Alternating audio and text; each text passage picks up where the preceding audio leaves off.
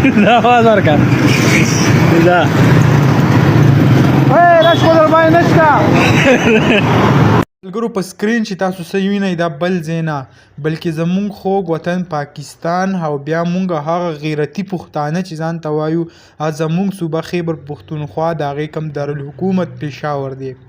په هغې کې دا پلازه کولاو شوې ده اقبال پلازه ټول خلک هغه دا پیژني په سوشل میډیا چلیږي په ټیک ټاک د دې ویډیو راځي په یوټیوب مختلف قسمه چینل هغه د دې بلکې لګیا دي په دې چې کوم دی بحث کوي خو تر اوسه پورې د دې مخنیوی هغه مخې ته رانغی یعنی پولیسو ته پته ده د دې نه علاوه هرې ادارې ته د دې پته ده خو نه پې چا داسې اکشن واخیستو او نه د دې خلاف څه کاروایي کیږي یعنی کلیام چې کوم دی هغه پکې زینا کیږي تاسو په یو ویډیو کې کتې هم شئ چې کوم خواجه سرا چې دی هغه د روډ یو سایډ ته ولاړ دي بل سایډ کې چې کوم نور خلک چې په روډ باندې روان دي نو هغه ورته د هغه بل سایډ نه اشارې کوي او اشارې ورته کوي چې راځئ او کم د راتلو چې کم دعوت ورکوي او کم زینا دپاره چې کوم راغواړي نو هغه هم ستاسو وړاندې ده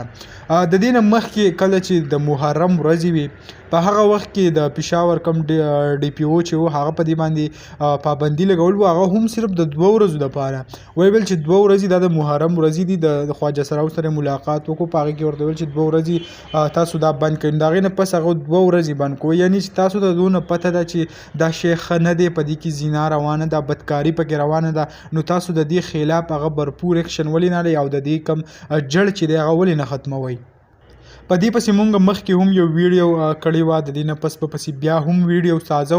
او بار بار به حکومت هغه مونږ په دې باندې مجبورو کوم زما ټول سوشل ورکر چې دی هغو ته هم یو خواست دی چې په دې پسې خامخا ویډیو جوړوئ چې زمونږ حکومت هغه مجبوره شي او دا د فحاشۍ کومه اډه چې ده هغه ختمه کړي ځکه ماشومان چې کم دی زمونږ نوي نسلونه چې کم دي هغه په دې شي کې لګیا دي او ډېر زیات د تباهۍ مخې طرف ته روان دي نو دغه ویډیو او دغه معلوماتو هغه هم تاسو سره شریک کړو امید لرم ویډیو به هم خوښه شوې ویډیو مو خوښه شوې مخکې نورو کسانو سره شیر کړئ چې ټولو خلکو ته پته ولګي او دا د فحاشۍ اډه هغه ختمه کړي